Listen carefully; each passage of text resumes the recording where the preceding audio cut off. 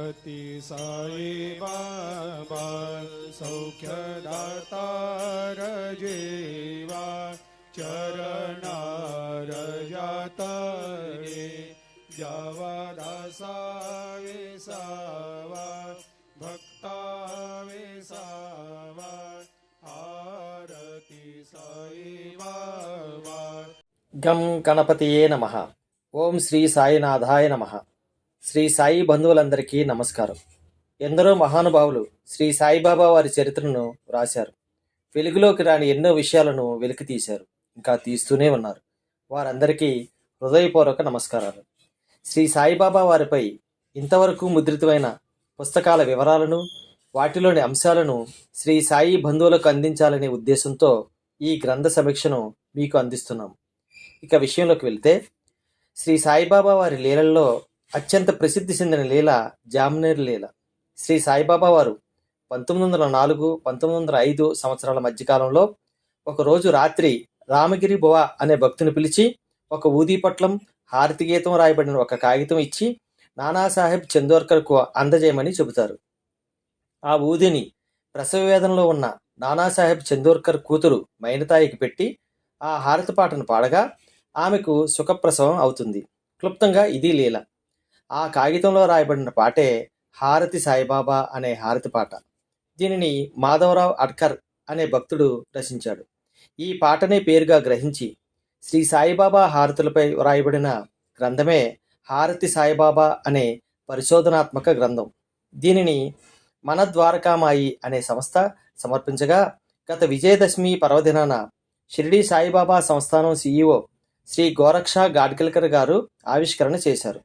ఈ గ్రంథాన్ని సాయి బంధువులు డాక్టర్ ఓరుగంటి ప్రసాద్ గారు మరియు శ్రీ పేసపాటి రామ్మూర్తి శాస్త్రి గారు కలిసి రచించారు. శ్రీ ఓరుగంటి ప్రసాద్ గారు రిటైర్డ్ IAS అధికారి. వీరు అవిభాజిత ఆంధ్రప్రదేశ్ మరియు తెలంగాణ రాష్ట్రాలలో ఎన్నో ప్రభుత్వ శాఖలలో పనిచేశారు. అంతేకాకుండా ప్రపంచ బ్యాంకులో పనిచేస్తున్న కాలంలో దాదాపు 93 దేశాలు తిరిగి వారి సేవలు అందించారు. ఇక శ్రీ సాయిబాబా వారి సేవా విషయానికి వస్తే, వీరు తెలంగాణలో 4 సాయిబాబా వారి మందిరాల నిర్మాణము మరియు వాటి నిర్వహణలో ప్రధాన పాత్ర పోషించడం జరిగింది. అలాగే శ్రీ సాయిబాబా వారి మీద దాదాపు 18 గ్రంథాలను రచించారు. అంతేకాక ఆంగ్లంలో విన్నీ చిట్లూరి వారు రచించిన దాదాపు అన్ని గ్రంథాలను తెలుగులోకి తర్జుమా చేసిన ఘనత శ్రీ ఓరుగంటి ప్రసాద్ గారిదే. ఈ గ్రంథ సహరచయిత విజయనగర వాస్తవ్యులు శ్రీ పేసపాటి రామ్మూర్తి శాస్త్రి గారు. సింగరేణిలో అధికారిగా పనిచేసి రిటైర్ అయిన వీరు శ్రీ సాయిబాబా వారి రచనా వ్యాసంగంలో సేవలు అందజేస్తున్న ధన్యజీవులు. ఇక గ్రంథ విషయానికి వస్తే, గతంలో శ్రీ సాయిబాబా హారతుల మీద అనేక గ్రంథాలు రచించబడ్డాయి. ముఖ్యంగా శరత్ బాబూజీ గారు 1997లో శ్రీ సాయిబాబా వారి హారతులపై ఒక పరిశోధనాత్మక గ్రంథాన్ని రచించారు. కానీ ఇది ఇంగ్లీష్ భాషలో ఉండటం వల్ల తెలుగు వారికి పూర్తి స్థాయిలో చేరుకోలేదు. అందుబాటులో ఉన్న సమాచారాన్ని బట్టి శ్రీ చిల్లర కృష్ణమూర్తి గారు మరియు శ్రీ పెండ్యాల శ్రీనివాస్ గారు కలిసి రచించిన శ్రీ సాయి సంపూర్ణ హారతుల గ్రంథాన్ని తెలుగు భాషలో శ్రీ సాయిబాబా హారతుల మీద తాత్పర్య సహితంగా వచ్చిన తొలి పరిశోధనా గ్రంథంగా చెప్పుకోవచ్చు. అయితే ప్రస్తుత గ్రంథమైన హారతి సాయిబాబా అంతకు ముందు వచ్చిన గ్రంథాలకు భిన్నమైనది. 2023లో శ్రీ సాయిబాబా వారు స్వయంగా ఓరుగంటి వారిని ఈ గ్రంథ రచన ప్రారంభించమని, పూర్తి చేసిన తరువాత మాత్రమే షిరిడీలో అడుగుపెట్టమని ఆదేశించారు. గ్రంథ రచనలో భాగంగా ఓరుగంటి వారు గుజరాతు, మహారాష్ట్ర మొదలైన రాష్ట్రాలకు వెళ్ళి హారతుల చరిత్రను మరింత తవ్వితీశారు. ఇంతవరకు వెలుగులోకి రాని ఎన్నో అంశాలను, ఎన్నో చారిత్రక విషయాలను గ్రంథంలో చర్చించడంతో పాటు అన్ని హారతులకు ప్రతిపదార్థము మరియు తాత్పర్యం ఇవ్వటం ఇందులోని విశేషం. ఈ గ్రంథాన్ని 2 భాగాలుగా విభజించారు. హారతి సాయిబాబా మొదటి భాగం, హారతి సాయిబాబా రెండో భాగం. మొదటి భాగం ఉపోద్ఘాతం.